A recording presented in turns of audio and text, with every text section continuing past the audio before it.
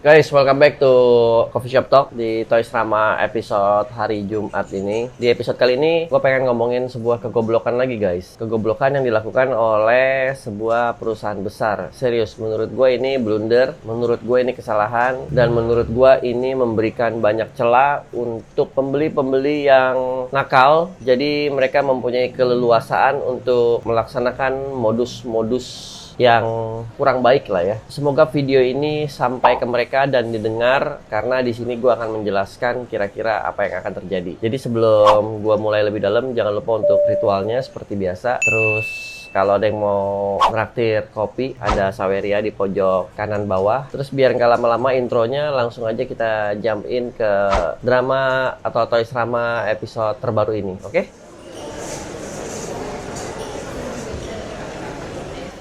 Jadi guys, kemarin di kantor lagi ribet, tiba-tiba dapet kabar nggak enak dari salah seorang temen yang notabene juga punya toko besar. Tapi dalam hal ini dia tidak mau namanya dia tidak mau namanya disebutkan, jadi namanya gue sensor. Karena gue dapat laporan lagi-lagi again Shopee guys, Shopee lagi. Ada apa sih dengan Shopee? Kenapa sih lu gitu? Nggak bisa santuy-santuy aja gitu kayak toko-toko online yang lain, kayak e-commerce lain gitu. Mungkin lu maksudnya mau buat terobosan, tapi entah kenapa terobosan lu tuh selalu jadi blunder ya. Gue nggak tahu kenapa nih. Langsung gue bacain ya guys ya. Tiba-tiba teman gue itu bilang gini, Mike tolong dong ini lu angkat jadi salah satu konten Toys Rama, karena menurut gue ini meresahkan banget. Jadi ada promo baru Shopee, bebas pengembalian, garansi bebas pengembalian, berubah pikiran, tidak sesuai, balikin aja, gampang. Garansi bebas pengembalian adalah program di mana pembeli dapat mengembalikan barang pesanan jika berubah pikiran dengan alasan apapun.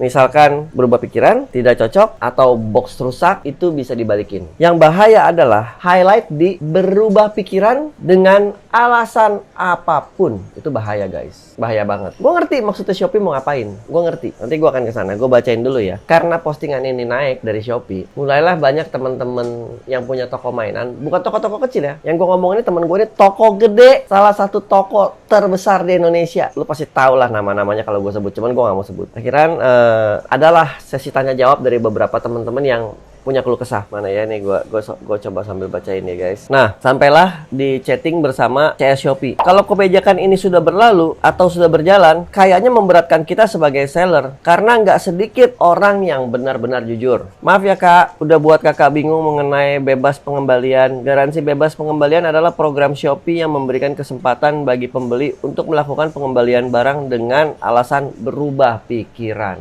Berubah pikirannya dikuat lagi guys. Nah, habis itu dibalas lagi. Program ini bertujuan untuk meningkatkan pengalaman belanja pembeli, sehingga dapat membantu mendorong transaksi penjualan di Shopee. Garansi bebas pengembalian akan berlaku untuk semua penjual secara bertahap mulai 16 Februari 2024. Jadi obrolan sama CS sampai situ aja ya. Menurut gua, si CS-nya ini juga hanya menjalankan kerjaan atau membalas sesuai guidebook atau sesuai SOP yang berlaku, copy paste banget kalimatnya gitu ya. Dan again, sesuai dengan obrolan di sini, karena tidak sedikit orang yang benar-benar jujur. Itu gue setuju. Sebelum ada aturan ini aja, di video gue yang sebelumnya, itu ada yang main gacha dan nuker gacha. Padahal gacha itu konsepnya adalah random box. Jadi teman-teman bisa bayangin dong, let's say, gue beli game PS di Shopee. Gue buka segelnya, gue mainin. 3 hari gue tamatin. Gue gaspol. 2 hari gue tamatin. Habis itu gue bilang, sorry nih, gamenya nggak sesuai harapan gue. Gue balikin. Yang rugi siapa? Seller. Lagi nih, gue beli SOC paling mahal. Gue beli robot paling mahal. Habis itu gue bikin video unboxing sejam. Sorenya langsung gue bilang, sorry nih, gue balikin. Gue berubah pikiran. Lagi nih, gue beli komputer paling mahal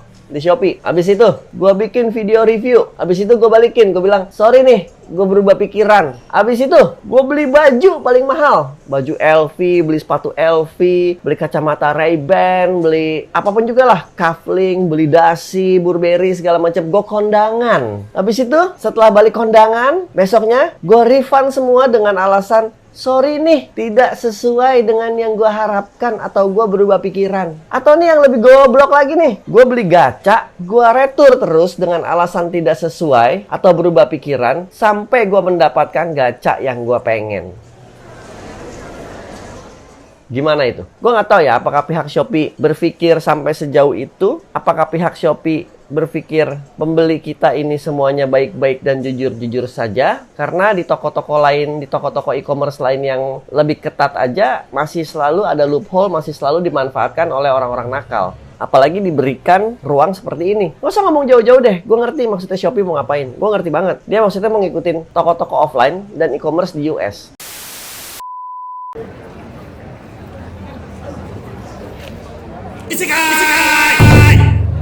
Kalau di US itu, lo beli baju di department store, di Macy's atau di mana, lo bisa tuker tuh baju tuh selagi tagnya nggak lo cabut. Makanya kalau lo lihat di red carpet Amerika atau selebriti Amerika, itu banyak banget foto-foto yang kadang-kadang tagnya masih ada di belakang, masih ada name tagnya di belakang atau tag harganya di belakang.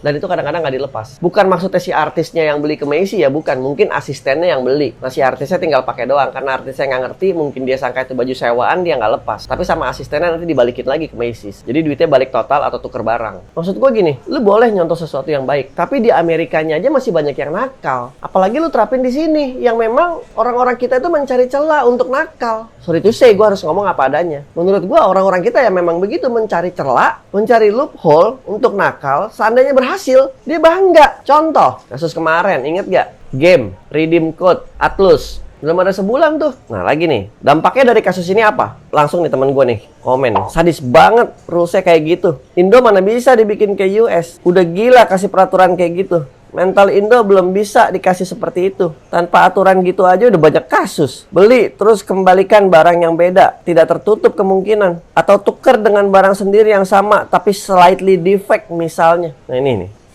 Beli, sengaja dibeli barang yang sama. Karena barang dia rusak. Barang rusaknya dimasukin ke dalam box yang baru. Dibalikin dengan alasan berubah pikiran. Jadi dia dapat barang yang lebih bagus. Mau ngomong apa? Emangnya kirimnya ke gudang Shopee? Shopee bisa terima, bisa lihat. Baik penjual toys, penjual game, penjual baju, penjual laptop, penjual sepatu, penjual pop culture apapun lainnya, bakalan banyak banget yang dirugikan dengan peraturan baru ini. Lagi ya, cukuplah itu aja. Intinya per hari ini toko gua di Shopee udah gua hibernasi.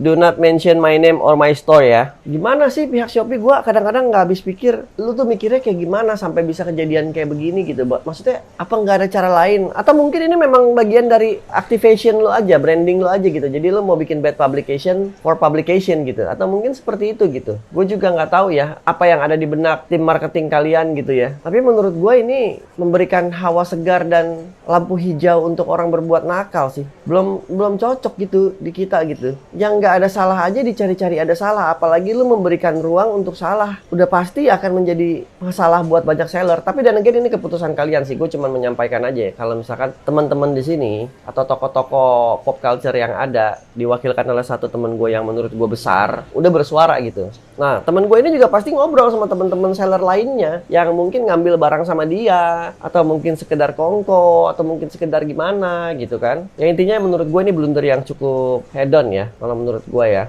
Jadi gimana menurut teman-teman semua yang nonton?